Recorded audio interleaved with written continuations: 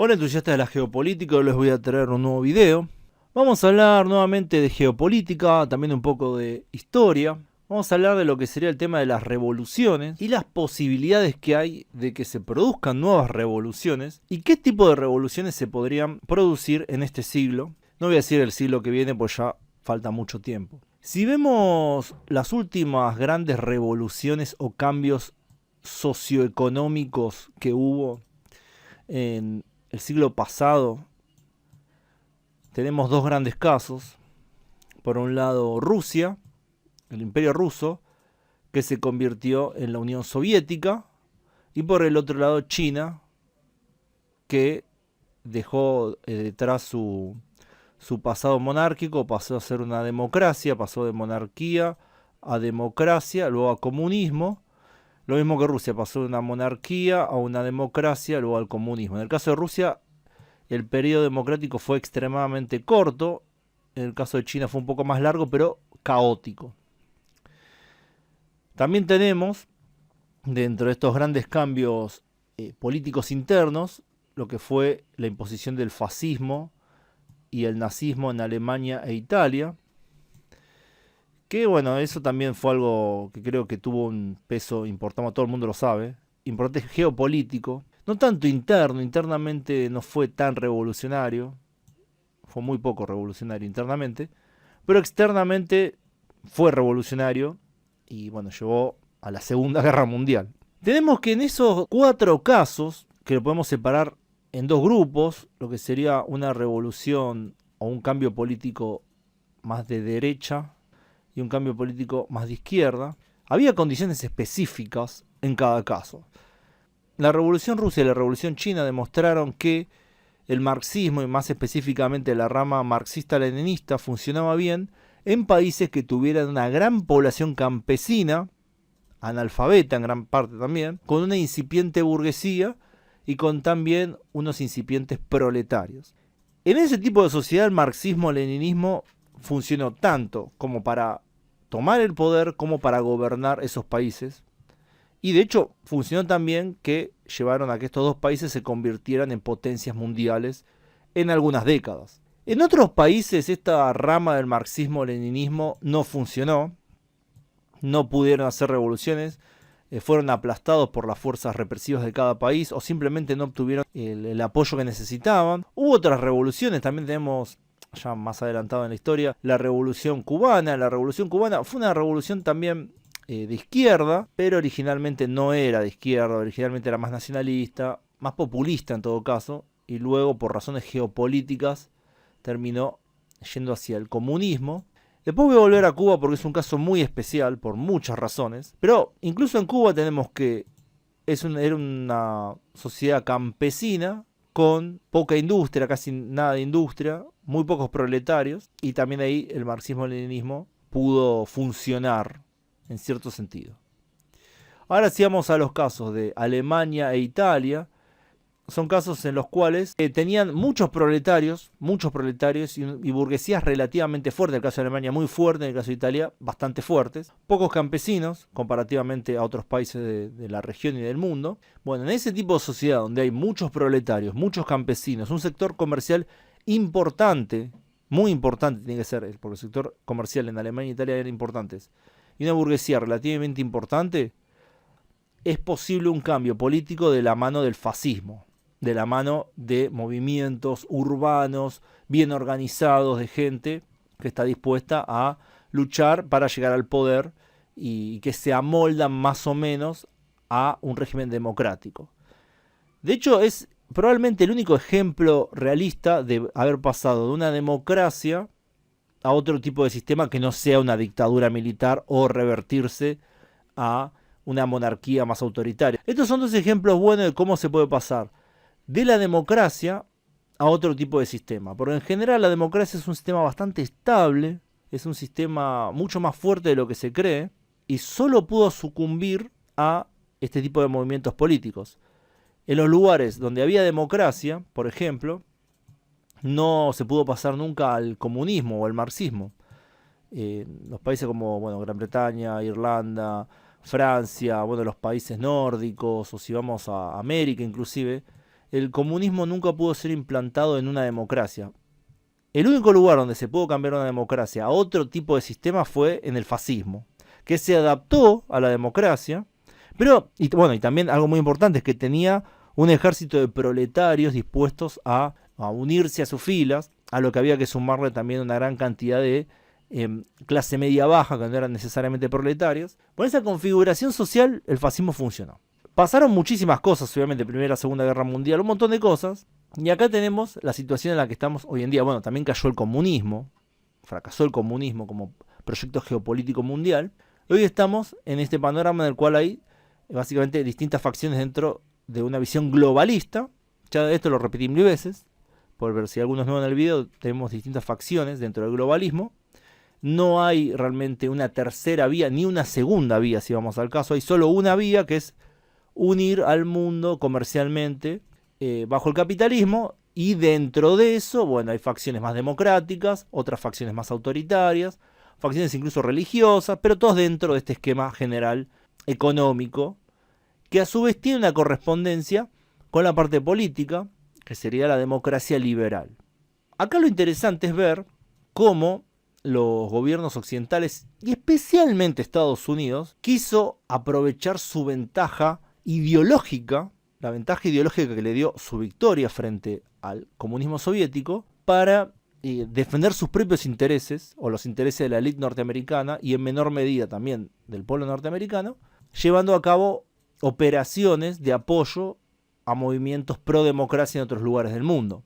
Esto fue luego de la Guerra Fría, porque en la Guerra Fría, pequeña aclaración, no tan pequeña, en la Guerra Fría obviamente la situación era totalmente distinta. Vos tenías en la Guerra Fría que Estados Unidos, un país que supuestamente defendía la democracia y la libertad, apoyó sin ningún problema a dictaduras horribles como las que había en Centroamérica, que cometieron toda clase de crímenes, que eran obviamente totalmente antidemocráticos, antiliberales. Estados Unidos los apoyó, también su apoyo de décadas a Arabia Saudita, un régimen que hasta el día de hoy es una teocracia en gran parte, autoritaria.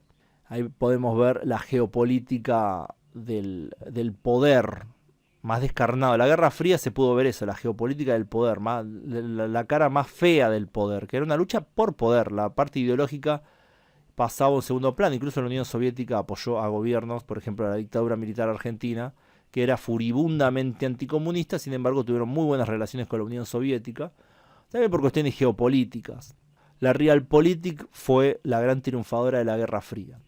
Luego de la caída de la Unión Soviética y todo esto, entonces vemos que Estados Unidos intenta aprovechar esta ventaja ideológica, llevando a cabo estas revoluciones de colores primero, o apoyándolas, porque no es que Estados Unidos las inventó de la nada, había un descontento en muchos ex países soviéticos como Ucrania, como Georgia, como Armenia, los países de Asia Central, que tenían por un lado cierto resentimiento hacia Rusia por su papel imperial histórico, y al mismo tiempo resentimiento a sus propios dictatorzuelos que había allí, y que que no permitían un desarrollo realmente del país.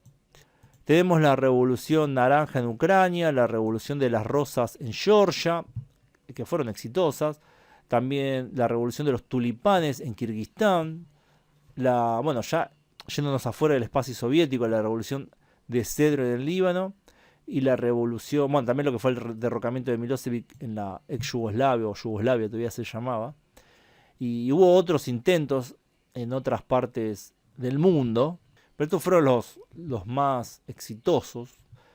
Ir por los márgenes del antiguo imperio soviético, ir por los lugares donde se podía avanzar, apoyando movimientos internos.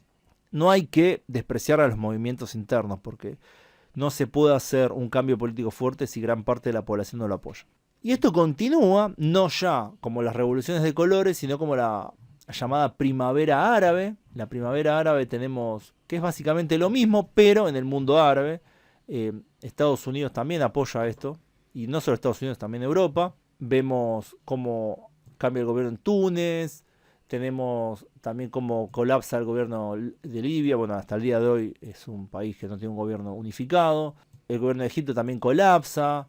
Después también tenemos protestas en países como Jordania, que es muy difícil, ¿no?, que haya protestas. Obviamente hay más que Siria, pero Siria también, que llevó la guerra civil. Después tenemos protestas importantes en países como Marruecos, Argelia también. Inclusive yo me acuerdo que había habido protestas en los países del Golfo. Eso fue importante. Es significativo, porque esos países son dictaduras hasta el día de hoy. Todos esos países son dictaduras. Bueno, también lo mismo, en general fracasaron. No hubo realmente probablemente la más exitosa fue la de Túnez.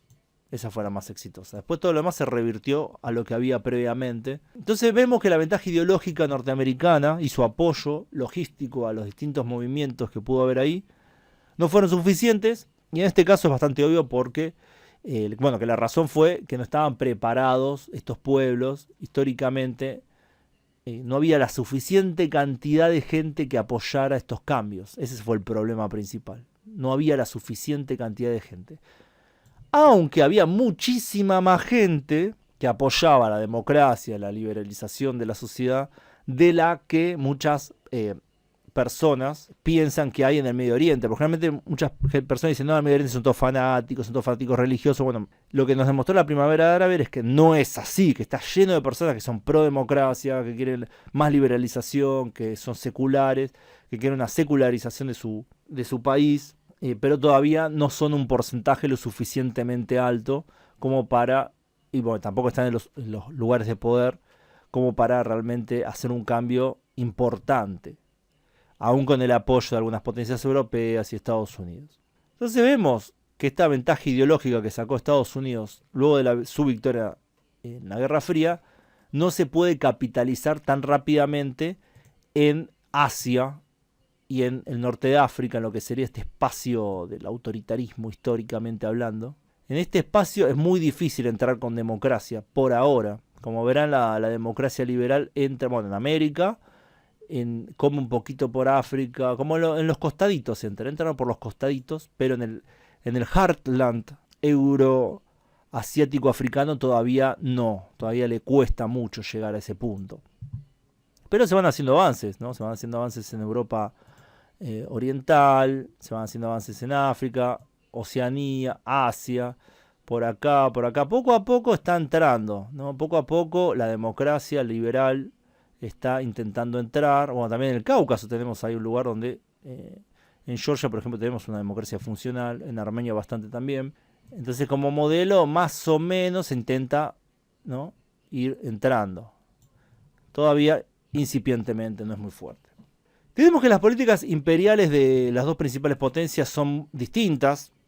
Estados Unidos, ya luego de sus fracasos militares en Medio Oriente, apostó más por una política de desestabilización, eso es claro, desestabilizar a sus vecinos como México, Cuba, también desestabilizar a sus enemigos en Asia, como puede ser en Afganistán, como puede ser en Siria, en África mismo.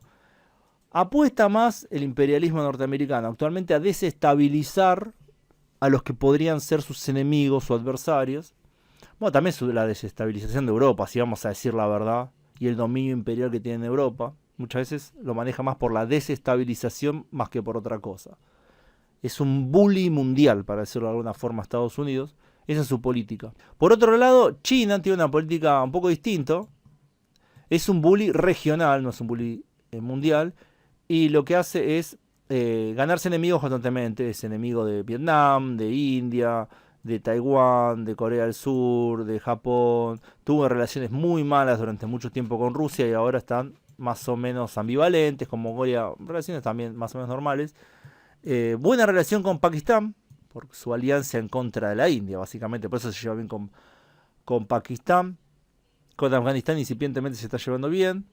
Y con Asia Central bastante bien en general. Pero como ven, bueno, también tiene el problema acá en Sudeste Asiático, que se ganó la animadversión de los gobiernos de la región y los pueblos por ser bastante imperialista y expansionista en esta zona. Entonces vemos que China, si bien no plantea una desestabilización, porque son muy malos haciéndolo, interviniendo, no está dentro de sus herramientas políticas desestabilizar otros países al estilo de Estados Unidos, sino más bien presionar militarmente en menor medida y comercialmente y diplomáticamente a sus enemigos. Viene por ese lado, pero no tiene una proyección mundial todavía, no tiene una proyección mundial a nivel de Estados Unidos. Y hay que ver si lo va a querer hacer siquiera. O si quiere ser la primera potencia del mundo, lo va a tener que hacer. Pero tal vez va a apostar más por la parte comercial y política, diplomática, más que por este tipo de operaciones militares y desestabilización. Bueno, entonces tenemos este mapa mundial. Y la pregunta es, teniendo en cuenta la victoria del capitalismo, teniendo en cuenta este sistema mundial unificado que tenemos, ¿es posible una revolución hoy en día? Y si es posible, ¿dónde? Y la tercera pregunta es la que voy a dejar para el final. Si vemos los antecedentes de las revoluciones y cambios políticos, sociales que nombré previamente, que me parece que son los importantes por una razón, que tienen proyección mundial. Por ejemplo, ahora sí voy a volver a Cuba. Cuba hizo una revolución y quiso tener proyección. Por eso apoyó movimientos guerrilleros en Venezuela, en Centroamérica, en Sudamérica, en África, y apoyó militarmente también a países como Angola. Quiso tener una proyección para reproducir su sistema y de esa manera sobrevivir. Esto fue un fracaso estrepitoso, fue un fracaso, no lo pudo hacer, no pudo proyectarse, no pudo proyectar su modelo ni su poder a la región ni a otras partes del mundo, por lo que se convirtió en un país fuerte.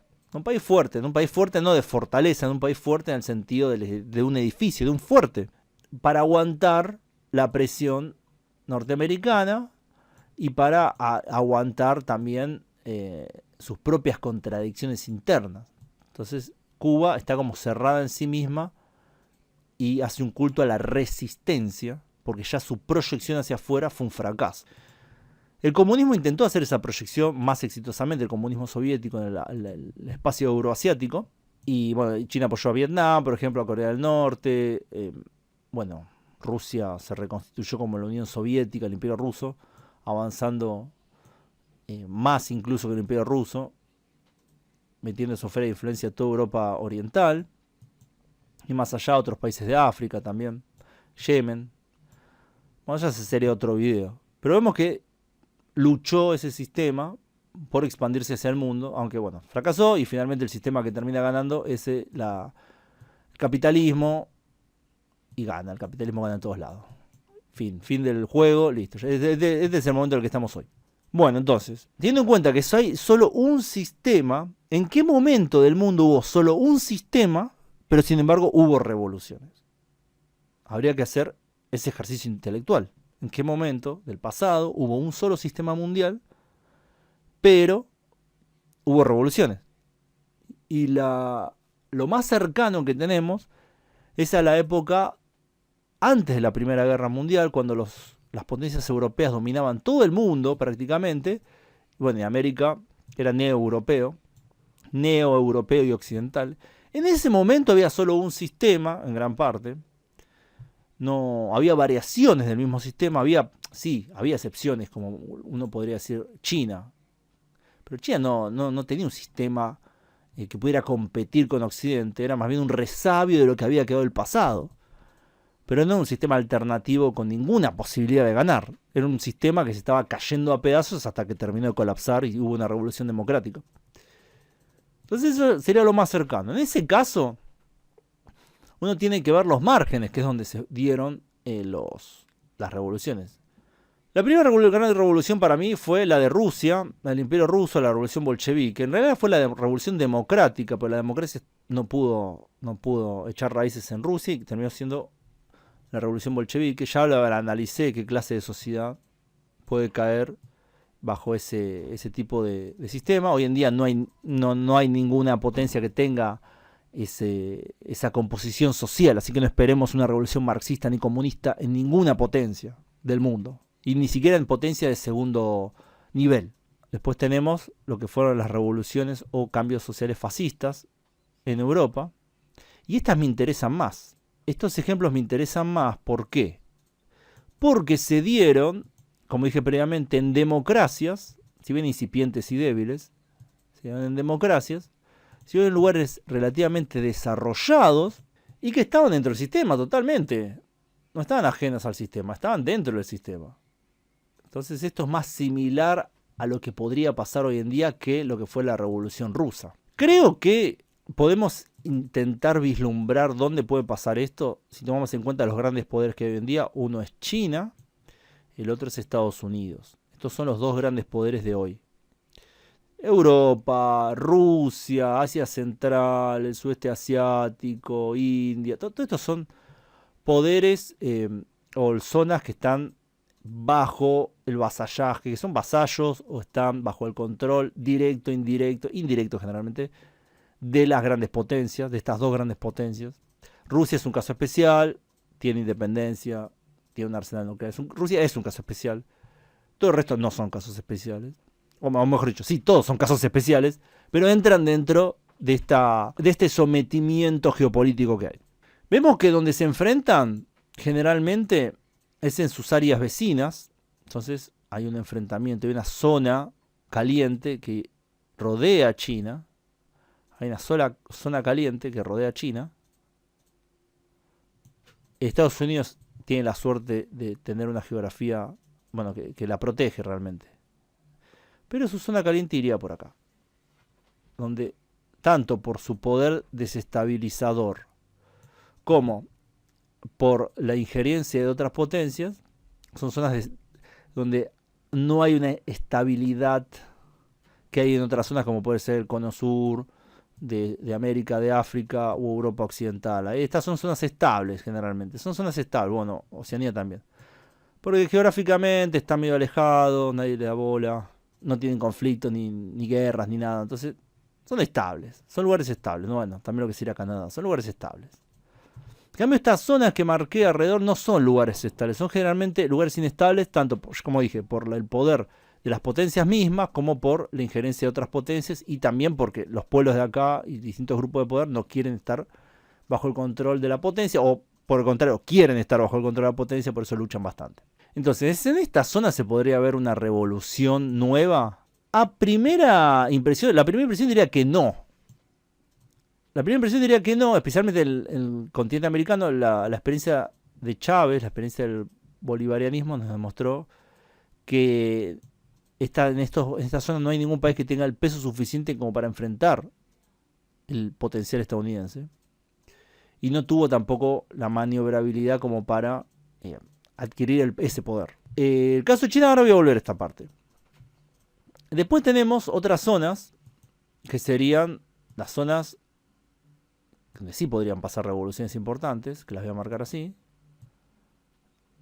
Las voy a marcar. Ahí está. Y yo marcaría también acá, marcaría esta parte. Ahí está. En estas zonas creo que sí podría haber revoluciones importantes, porque están lo suficientemente alejadas de los centros imperiales como para que el control no sea, o la posibilidad de aplastarlas no sea tan inmediata. El caso de Brasil tiene potencial, por ejemplo. El caso de Nigeria también tiene potencial. En el caso de Turquía también tiene potencial de, si hay una revolución, poder sostenerla en el tiempo, inclusive proyectarla. Si hubiera una revolución importante en Brasil, podría proyectarla a toda Sudamérica. Si hubiera una revolución importante en Nigeria, podría proyectarla a toda África, inclusive diría. Si una revolución importante en Turquía, la podría proyectar a Medio Oriente, inclusive Europa, Norte de África. Entonces ahí ya tenemos candidatos donde una revolución sí podría ser significativa. Porque si hay una revolución en un país pequeñito, Madagascar, lo más probable es que quede ahí. Obvio, no se sabe. Podría no ser el caso y podría ser una revolución exitosa y cambiar el destino de la humanidad, obviamente. Estamos hablando acá de probabilidades. No marqué Irán porque creo que, lamentablemente, por su retórica anti-estadounidense, generaron que la oposición al sistema que tienen actual sea muy pro-estadounidense. Entonces creo que una revolución en Irán inevitablemente caería bajo la esfera occidental e inclusive bajo la esfera norteamericana muy rápidamente.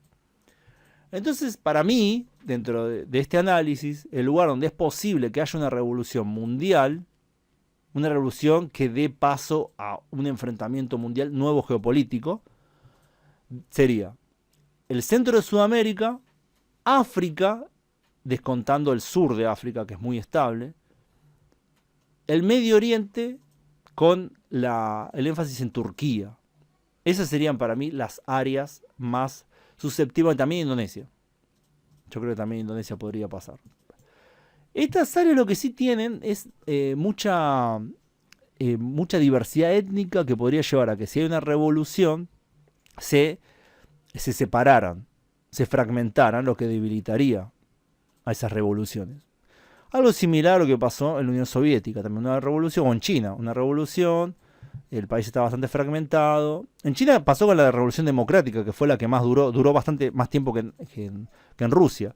Una revolución democrática, se instauró una república, pero esta fue un fracaso. Y China se fragmentó.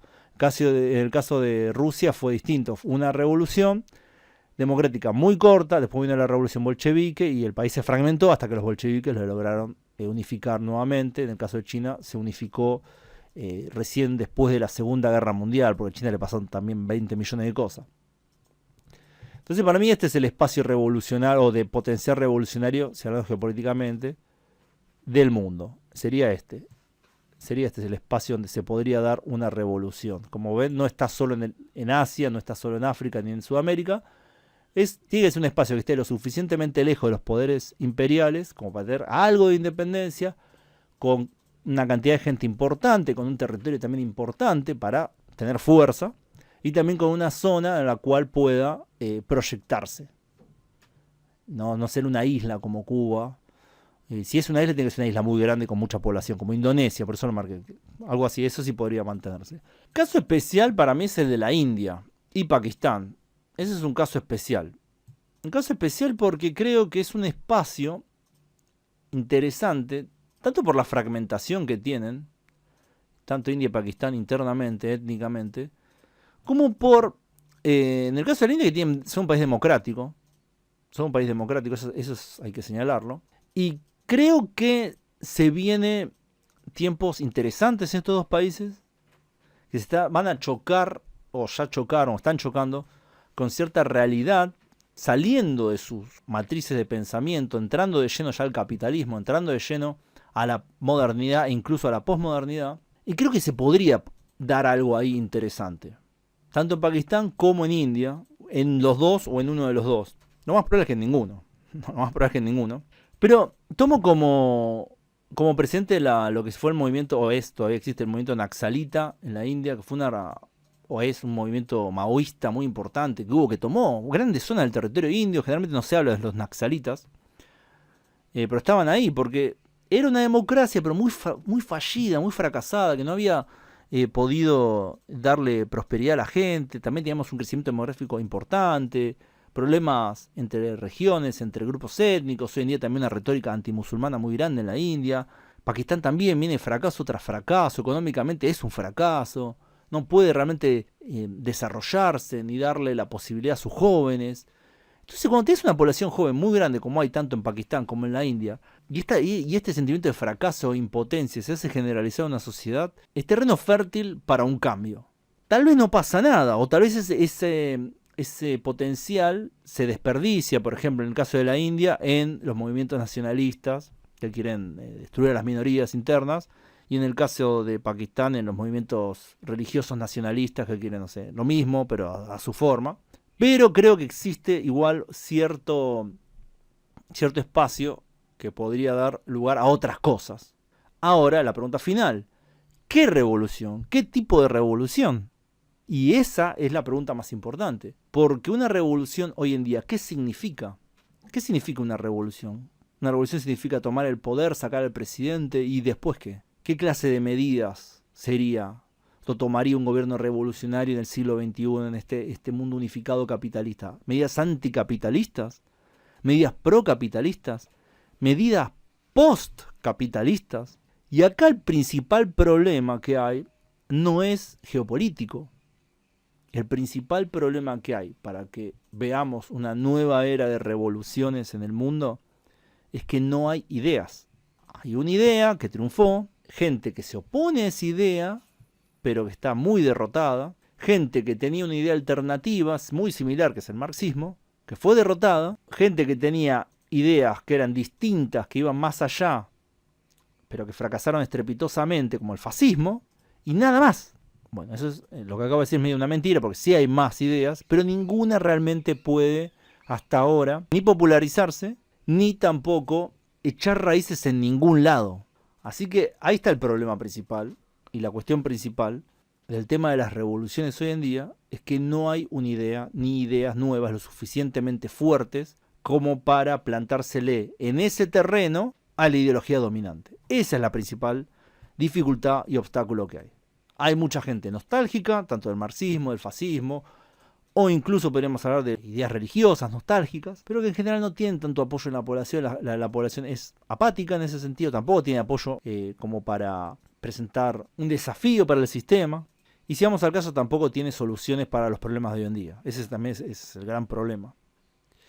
Así que está por verse qué es lo que va a suceder en el mundo, qué es lo que va a suceder en las próximas décadas, si es que hay revoluciones o no. Una posibilidad muy fuerte es que no haya ninguna revolución realmente, que haya golpes de Estado o que haya cuestiones así, como fueron los golpes de Estado que hubo en África. En África hubo muchos golpes de Estado, viene habiendo el golpe de Estado de Sudán, el golpe de Estado en Chad, en Níger, en Mali, en Burkina Faso. Todo el Sahel está bajo el tema de los militares, también en Gabón también hubo, y que en este caso tiene mucho que ver con lo que sería la proyección imperial de Rusia y China, pero principalmente con el fracaso de Francia.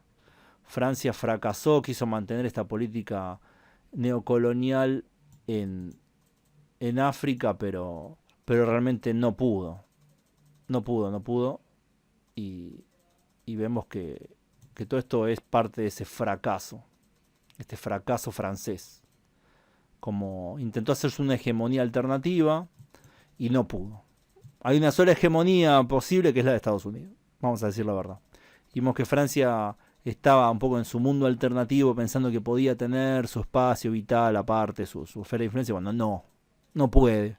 Solo es posible un solo imperio en Occidente, que es Estados Unidos, y nada más.